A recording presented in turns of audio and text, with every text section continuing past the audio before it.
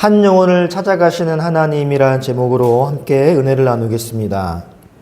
오늘 우리가 살펴볼 말씀은 빌립과 에티오피아 내시에 대한 이야기입니다. 그러나 사실상 오늘 본문의 주인공은 역시 하나님이시죠. 하나님이 한 사람을 구원하시기 위해 움직이십니다. 그래서 하나님이 빌립에게 천사도 보내시고 빌립에게 말씀도 하시고 성령으로 빌립을 인도하십니다. 그리고 하나님께서 에티오피아 내시의 손에 이사야의 말씀이 들려있도록 하셨고, 이 모든 과정을 통해 하나님이 빌립을 통해 이 내시를 구원하시는 장면이 오늘 본문입니다. 결국 이 모든 과정의 처음과 그 과정과 마지막엔 하나님이 계신 거예요. 하나님이 당신이 구원하시기로 작정하신 사람은 반드시 찾아가시며 말씀과 성령과 사람 매체를 통하여 그를 그리스도께로 인도하시는 구원의 과정이 나타나 있는 것입니다. 먼저 26절 보십시오. 주의 사자가 빌립에게 뭐라고 말씀합니까? 남쪽으로 가라 라고 말씀하십니다. 예루살렘에서 가사로 내려가는 길까지 가라 하셨어요. 빌립은 지금 사마리아에서 큰 부흥을 경험하고 있습니다. 난리도 아니에요. 빌립이 사마리아에 내려가 그리스도를 전했고, 사람들이 빌립의 말을 보았고 그동안 보지 못했던 놀라운 하늘의 능력을 보았습니다. 많은 사람들이 모였고 많은 사람들이 믿었습니다. 성경은 이것을 그 성에 큰 기쁨이 있었다라고 말할 정도로 빌립의 사마리아 사역은 굉장히 성공적인 사역이었습니다. 그런데 하나님의 빌립에게 갑자기 말씀하십니다. 남쪽으로 가래요. 가보니 광야입니다. 사람이 많은 곳에서 사람이 없는 곳으로 가라고 말씀하신 것이죠. 부흥이 일어나는 곳에서 광야로 가라고 말씀하고 있습니다. 많은 사람을 만나는 곳에서 한 사람을 만나러 가라고 말씀하신 것이죠. 인간들은 숫자를 봅니다. 다다익선이에요. 많으면 많을수록 좋은 것입니다. 하지만 하나님은 그 한 영혼의 무게를 보십니다.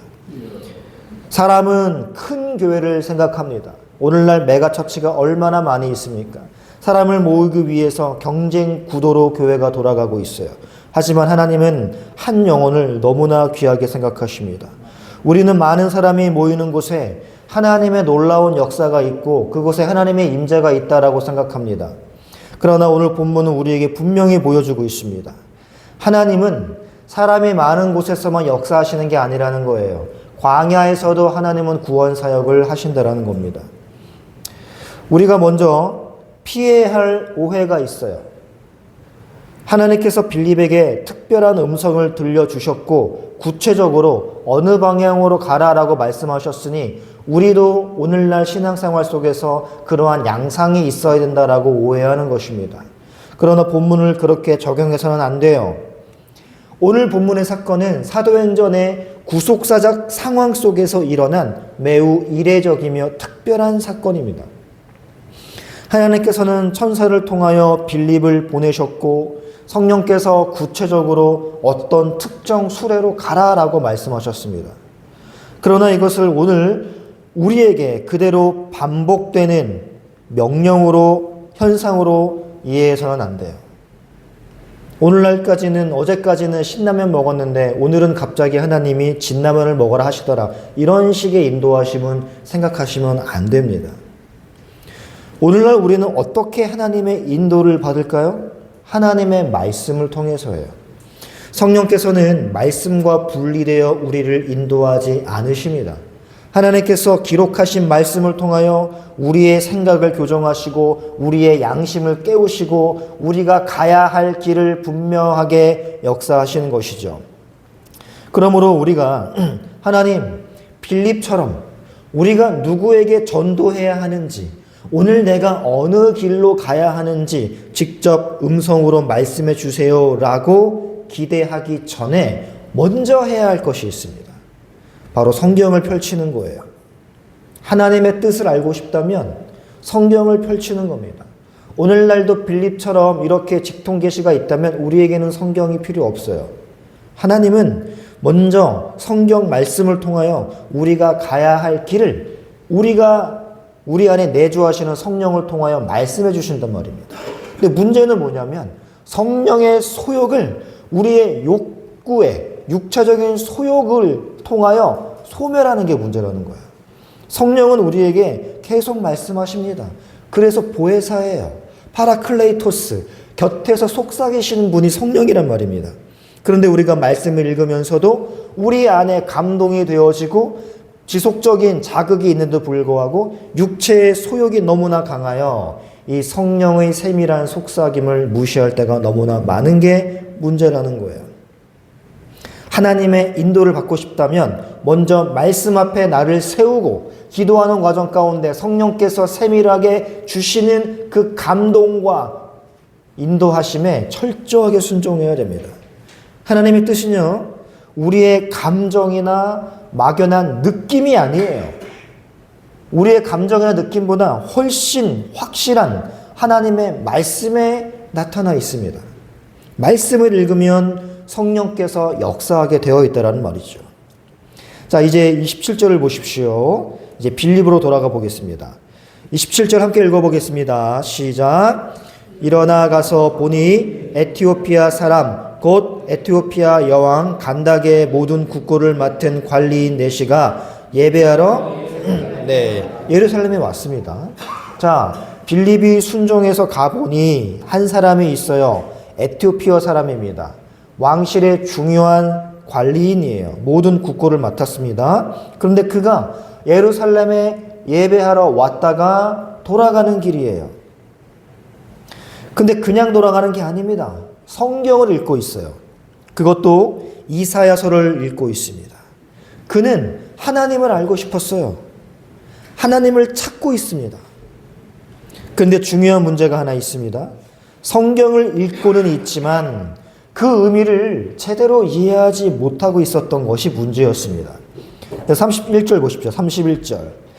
자, 내시가 뭐라고 말하냐면 지도해 주는 사람이 없는데 내가 어찌 깨달을 수 있습니까? 빌립이 이 수레에 다가가서 지금 읽고 있는 말씀 이해되십니까? 라고 묻자 이 내시가 나를 지도해 주는 사람이 없는데 어떻게 알 수 있나요? 라고 묻고 있습니다. 여러분, 성경은 하나님의 백성이 읽고 듣고 믿도록 주신 말씀입니다. 그러나 그렇다고 해서 성경을 아무런 도움 없이 자기 마음대로 해석해도 된다는 뜻은 아니에요. 하나님은 성령을 주시긴 하셨지만 이 성령을 통하여 우리가 말씀을 깨달아 알도록 하시긴 하지만 그것보다 하나님은 교회라는 기관을 주셨고 설교자라는 사람을 세우셨단 말입니다. 여러분, 우리가 성경을 읽을 때 피해야 할 자세는 이거예요. 나는 성령이 있으니까 다른 사람의 도움은 전혀 필요하지 않다. 내가 말씀 읽고 기도하면 성령께서 이걸 깨닫게 하실 것이다. 물론 그렇게도 하십니다. 하지만 그러한 양상은 각 사람의 개인적인 삶에 이 말씀이 적용되는 부분에서만 가능한 것이죠. 이 본문이 무엇을 의미하는지 이거를 깨닫게 하시기 위해서 하나님은 교회를 세우시고 설교를 세우셨다 그 말입니다.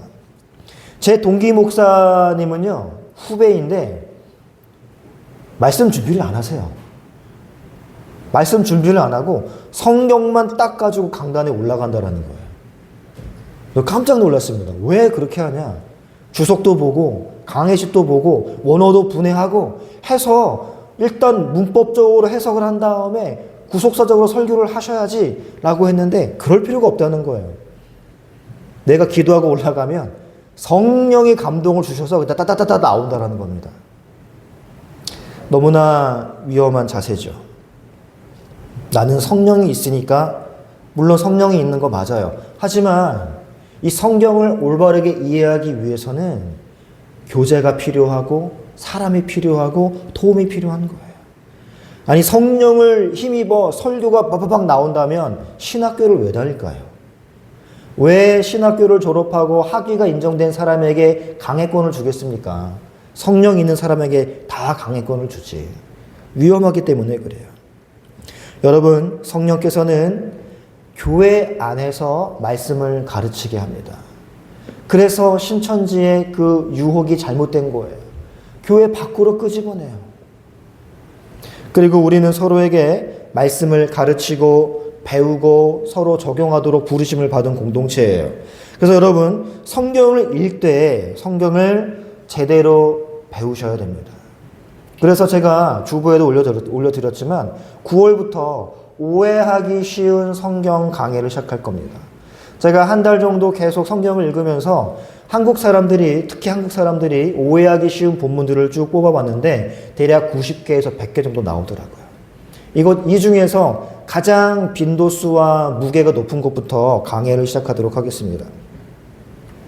성경을 오해하면 그것만큼 위험한 것도 없거든요. 그래서 여러분, 성경을 우리가 제대로 배워야 돼요. 설교를 들을 때도 단순히 감동을 받는 정도로 끝나서는 안 됩니다. 본문이 실제로 무엇을 말씀하는지를 확인해야 돼요. 여러분, 신앙은 느낌으로 자라는 게 아니에요. 말씀을 바르게 알고 그게 깨달아지고 삶 속에서 체득이 될 때 그때 믿음이 자라는 겁니다. 자, 이제 29절 보겠습니다. 29절 보시면 성령께서 빌립에게 이 수레로 가라라고 말씀하시죠. 우리가 이 본문에서 놀라운 점이 이겁니다. 빌립이 에티오피아 내시를 찾아간 게 아니에요. 하나님께서 빌립을 그에게 보내신 겁니다. 이 차이가 굉장히 중요해요.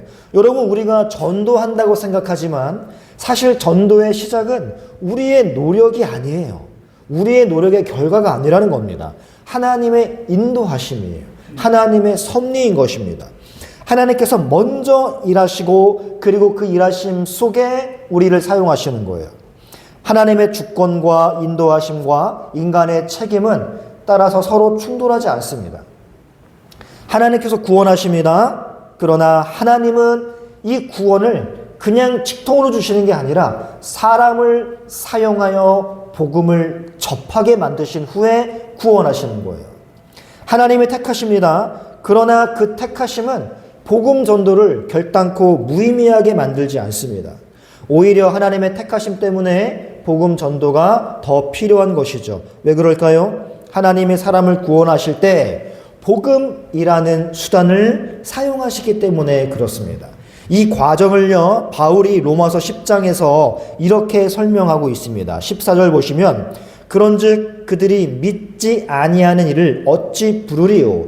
듣지도 못한 일을 어찌 믿으리요? 전파하는 자 없이 어찌 들으리요? 결국에는 하나님은 하나님의 이름을 불러 구원하게 만드시는데 이 과정을 추적하다 보면 반드시 누굴 사용하시느냐? 전파하는 자를 사용하신다, 그 말입니다. 그래서 하나님은 구원하실 사람에게 복음을 들려주시는데 이 복음을 하늘에서 직통으로 들려주시는 게 아니라 사람을 통하여 성경을 해석시켜 들려주신다라는 것이죠. 오늘 본문이 바로 그것입니다.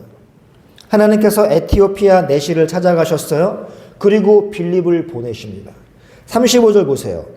빌립이 입을 열어 이 글에서 시작하여, 바로 이제 이사야 말씀이죠. 이사야 말씀으로 시작하여 예수를 쭉 가르쳐서 복음을 해석해 주었습니다. 여기에서 전도의 핵심이 무엇인지 분명하게 나타납니다. 바로 예수 그리스도예요. 빌립은 에티오피아 내시에게 제가 사마리아에서 안수하더니 몇 명이 나가 떨어지더라, 귀신이 떠나가더라, 이런 말을 하지 않았다는 겁니다. 성경을 통하여 누구만 전했느냐? 예수 그리스도만 전했더니 이 에티오피아 내시가 구원받게 되는 거예요. 그날 세례를 받게 되는 겁니다. 빌립은 자기 간증을 이야기하지 않았어요. 자기가 사마리아에서 어떠한 신비한 체험을 했는지 말하지 않았습니다. 성공적인 사역 경험 말하지 않았어요. 내가 얼마나 많은 사람을 사마리아에서 전도했는지도 말하지 않았습니다. 그는 성경에서 시작했습니다. 이사야로부터 시작해서 성경 전반적으로 예수 그리스도에 대해 전파를 했어요. 이게 바로 설교이며 전도인 거예요. 성경의 목적은요, 우리에게 단순히 좋은 사람이 되는 방법을 가르치는 것이 아닙니다. 성경은 우리를 예수 그리스도께로 데려가는 거예요. 자, 이제 구체적으로 이 내시가 읽고 있던 말씀을 보겠습니다. 32절, 33절 보시면 읽는 성경 구절은 이것이니 일러스되 하고 이사야 53장 말씀에 대하여 기록이 되어 있습니다. 그리고 34절에 보시면 내시가 물어요. 청컨대 내가 묻노니 선지자가 이 말을 한 게 누구입니까? 선지자 자신입니까? 아니면 타인입니까? 라고 물었습니다. 이 질문이 얼마나 중요한지 몰라요. 성경을 읽고 있습니다. 그런데 이 본문의 핵심이 누구인지 몰라요. 이게 하나님이 하신 말씀인지 사람이 한 말인지 몰라요.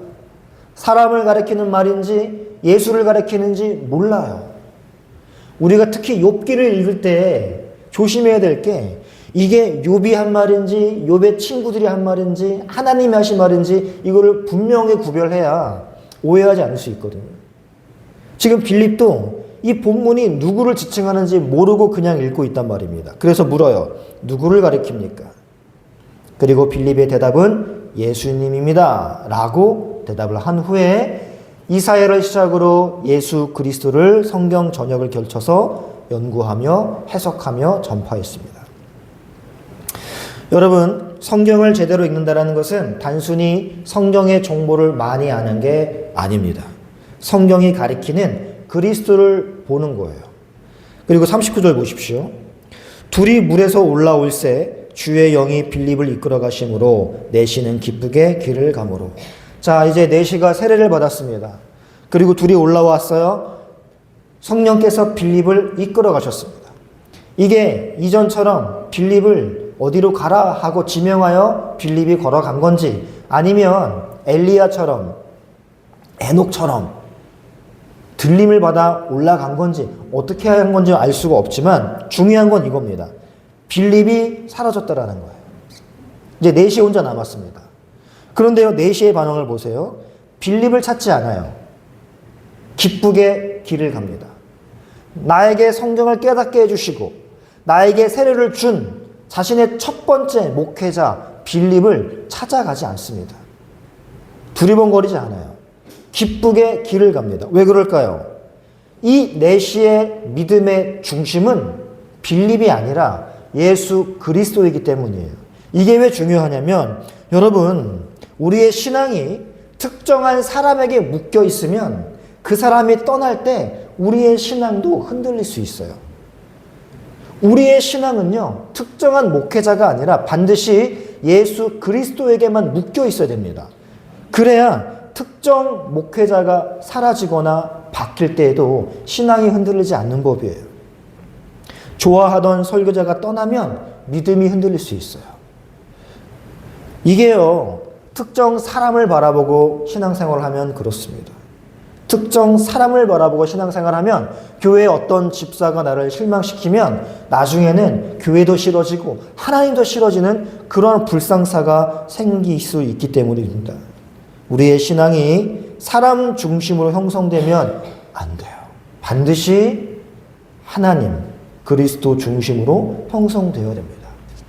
굉장히 특이한 게요, 감리교는요, 목회자가 정기적으로 바뀌어요. 왜 그러냐면 연회 측에서 이런 요구를 하는 것 같습니다. 특정 목회자에게 너무나 마음을 빼앗겨서 그리스도가 아니라 목회자만 바라볼 수 있는 위험 때문에 특정 목회자를 주기적으로 바꿔요. 저희 어머니 교회도 감리교이신데 지금까지 목사님이 한 4-5번 바뀐 것 같습니다. 저는 굉장히 삐딱하게 봤거든요. 아니, 어떻게 교회를 바꿔치게 하냐. 한번 목회 시작했으면 끝까지 양을 책임져야지 라고 생각했는데 감리교에서 이러한 목회자가 바뀌는 목적 중에 하나가 특정 목회자에게 너무나 집착하거나 집중하는 걸 예방하기 위해서다라는 그런 말을 들었을 때는 일면 이해가 됐습니다. 근데 문제는요, 그렇게 목회자가 바뀌면 꼭 그 목회자를 따라가는 사람이 있다는 거예요. 그 목회자에게 묶여있는 것이죠. 예수 중심이 아니라. 여러분, 복음은 우리를 사람에게 묶어두지 않습니다. 반드시 그리스도께 묶어줍니다. 만약에 설교를 들었는데 사람에게 집착하고 사람에게 더욱더 묶인다면 참된 설교를 못한 거일 수 있어요. 반드시 복음 설파는 그리스도와 우리를 묶어주는 거예요. 빌립은 떠났습니다. 그러나 예수님은 떠나지 않으셨어요. 빌립은 보이지 않습니다. 그러나 그리스도는 이 내시의 영원한 구주로 남아 계세요. 그래서 그는 기쁘게 길을 가는 것입니다. 사랑하는 성도 여러분, 오늘 본문에서 우리는 놀라운 장면들을 많이 봐요. 천사가 나타나고 성령이 빌립을 인도하시고 빌립이 광야로 갔습니다. 한 사람이 성경을 읽고 있습니다. 복음이 전해지고 세례가 이루어졌습니다. 근데 이 모든 사건 중에 가장 놀라운 것은 무엇입니까? 한 사람이 예수 그리스도를 믿게 되었다는 거예요. 하나님께서는 이 한 영혼을 구원하시기 위해 광야로 빌립을 보내신 겁니다. 하나님이 이 한 사람의 영혼을 얼마나 귀하게 보시는지를 보여주는 대목이죠. 우리는 사람을 숫자로 볼 때가 많아요. 이 사람의 영혼의 가치와 이 사람의 영혼의 무게를 보는 게 아니라 숫자로 볼 때가 많아요. 그래서 교인이 몇 명인가, 새신자가 몇 명 등록했는가, 전도를 몇 명 했는가, 헌금이 얼마나 늘었는가 등등을 중요하게 봅니다. 하지만 하나님은 숫자로 사람을 보지 않으세요. 그 영혼을 너무나 귀하게 봅니다. 그 영혼 때문에 예수 그리스도가 십자가에 돌아가신 거예요. 그 한 영혼이 가정에서 어떤 영향을 줄지 모릅니다. 그 한 영혼이 직장에서 어떤 선한 영향력을 미칠지 모릅니다. 그 한 영혼이 자신의 자녀에게, 부모에게 어떤 영향을 줄지 몰라요. 그러므로 오늘 몇 명밖에 오지 않았습니다 라는 생각을 하지 마십시오.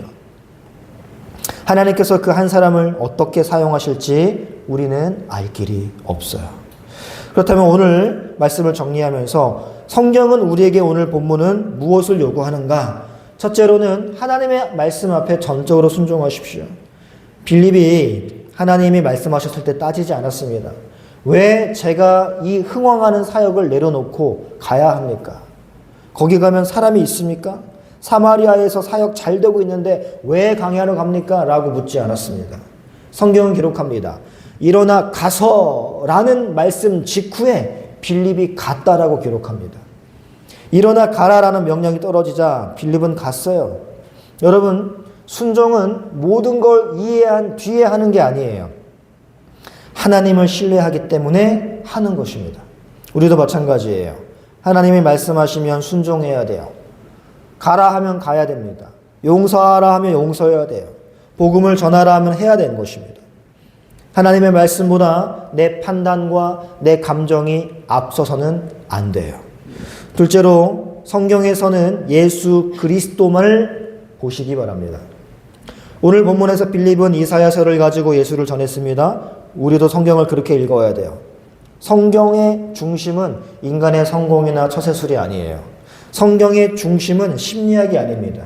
성경의 중심은 오직 그리스도예요. 성경을 통하여 우리가 발견해야 되는 건 오직 그리스도인 것입니다. 창세기부터 계시록까지 하나님께서는 구속의 역사를 펼쳐가십니다. 그리고 그 중심에 예수 그리스도가 계세요. 창세기부터 계시록까지 반복적이며 점진적으로 그리스도를 노출시키는 것입니다. 그러므로 성경을 읽을 때 우리는 항상 물어야 돼요. 이 말씀은 예수에 대하여 무엇을 말하는가?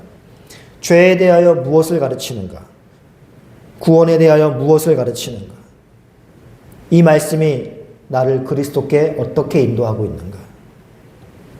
셋째, 전도의 결과는 하나님께 맡기세요. 빌립이 한 일은 놀랍지만 사실 매우 단순합니다. 그는 말씀을 설명했을 뿐이에요. 말씀을 올바르게 해석했을 뿐입니다. 그리고 이 해석의 중점에 그리스도를 전한 거예요. 그리고 하나님께서 결과를 이루어 가신 겁니다. 이것이 복음 전도의 중요한 원리입니다. 우리는 복음을 전합니다. 하나님께서 그 사람을 구원하세요. 우리가 사람의 마음을 바꿀 수 없습니다. 우리가 누군가를 믿게 할 수 없습니다. 우리가 억지로 회심을 만들어낼 수 없습니다. 그러나 우리는 복음을 전할 수는 있어요. 그리고 그 결과는 하나님의 손에 맡기는 거예요. 이 사실을 믿으면 전도가 달라집니다. 전도하다가 거절당해도 낙심하지 않아요. 왜냐하면 내가 구원하는 것이 아니기 때문에 그렇습니다. 반대로 누군가가 내 전도를 통하여 회심하여 세례받고 구원받았다 해서 내가 교만해질 필요도 없습니다. 내가 구원하는 것이 아니기 때문이에요. 처음부터 끝까지 하나님이 하시는 거예요. 이거를 놓친다면 실망하고 교만해지는 것이죠. 말씀을 맺겠습니다. 사랑하는 성도 여러분, 오늘 본문에서 세 존재가 등장합니다. 빌립, 에티오피아, 천사죠. 그러나 이 모든 배후에는 더 놀라운 분이 계시죠. 하나님이세요. 하나님. 하나님께서 광야의 길을 준비하셨습니다. 하나님께서 빌립을 보내셨고 하나님께서 내시의 마음을 준비해 주셨습니다. 하나님이 내시에게 이사야 말씀이 궁금하도록 만드셨고 하나님이 빌립을 통하여 그가 궁금해하던 이사야를 속 시원하게 풀어주시고 그리스도와 연결할 수 있도록 인도하셨습니다. 하나님께서 내시에게 믿음을 주시고 세례를 받고 싶어하는 욕구를 주시고 그리고 하나님께서 이 내시에게 기쁨을 주신 거예요. 이것이 하나님의 구원인 것입니다. 구원은 인간이 하나님을 찾아 올라가는 이야기가 아니에요. 하나님께서 죄인을 찾아 내려오시는 이야기입니다. 에티오피아 내시가 하나님을 찾고 있었던 것처럼 보여요. 예배하러 갔다가 돌아오는 길에 성경을 읽는데 이해가 되지 않아서 궁금해집니다. 하나님을 찾는 것이죠. 그러나 더 깊이 들어가 보면 하나님께서 먼저 이 에티오피아 내시를 찾고 계셨던 것입니다. 그래서 빌립을 그에게 보내신 거예요. 사랑하는 성도 여러분, 혹시 지금의 자신의 삶이 광야 같다라고 느끼는 분 계십니까? 아무도 나를 알아주지 않는 것 같고 기도해도 하나님이 침묵하는 것 같고 내가 왜 이 길을 가야 하는지 이해가 되지 않는 상황이 있다면 오늘 말씀을 기억하십시오. 광야는 하나님이 없는 곳이 아니에요. 하나님은 광야에서도 당신의 역사를 이루어내시는 분이신 것입니다. 빌립은 자신이 왜 광야로 가는지 처음에는 몰랐어요. 그러나 하나님은 알고 계셨습니다. 빌립은 자신이 누구를 만날지 몰랐어요. 그러나 하나님은 이미 준비하신 사람이 있었어요. 빌립은 그 한 사람이 앞으로 어떻게 될지 몰랐습니다. 그러나 하나님은 알고 계세요. 우리 삶도 마찬가지입니다, 여러분. 우리는 오늘의 길밖에 보지 못해요. 그러나 하나님은 우리의 처음과 마지막을 모두 알고 계세요. 우리는 한 걸음도 보지 못합니다. 그러나 하나님은 우리가 가야 할 그 길 전체를 보고 계세요. 그러므로 여러분, 하나님을 신뢰하시고 말씀을 붙드시고 그리스도만 바라보시기 바랍니다. 그리고 하나님이 보내시는 그 자리에서 충성하시기를 바랍니다. 우리가 필요한 것은 대단한 사람이 되는 게 아니에요. 빌립처럼 특별한 사람이 되는 것도 아닙니다. 하나님의 말씀 앞에 순종하는 사람, 이 자리에만 있으면 하나님의 역사가 이루어진다는 걸 믿으시기 바라요. 우리가 만나는 사람에게 내 이야기, 내 성공, 내 경험이 아니라 그리스도만 정확하게 전하는 것입니다. 그리고 어디에서 누구를 만나든지 성경에서 시작하여 예수를 전하는 거예요. 우리의 구원도 믿음도 우리의 사역도 처음부터 끝까지 하나님의 은혜인 걸 기억하시고 그 은혜를 붙드시고 오늘도 주의 길을 기쁘게 걸어가는 복된 성도들 되시기를 말씀으로 축복합니다. 우리 찬양하고 함께 기도합니다.